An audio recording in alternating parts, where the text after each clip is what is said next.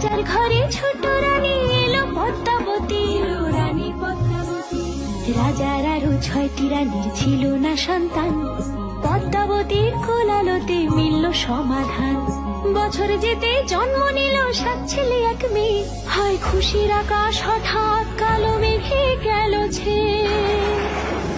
হিংসেতে যায় জ্বলে পুড়ে বাকি 6টি রানী, যুক্তি করে ঘটায় ওরা 7 কুমারের হানি। সুযোগ মতো 7 ছেলেকে মাটিতে দেয় পুঁতে, বাঁচে একা পারুল, ওরা পায় না তাকে ছুতে। ধাইমা বাজায় সেই মেয়েকে বড় করে তোলে, 7 ভাইকে পায় যে পারুল 7টে চাপা ফুলে। এত কিছুর পরেও রাজার বিপদ যে কাটে না, সূর্য নগরে সুখের সূর্য আর ওঠে না। হিংসা বিবাদ বিচ্ছেদ আর প্রেমের কাহিনীতে পারুল বোন কি পারবে 7 ভাই চম্পাকে জাগাতে?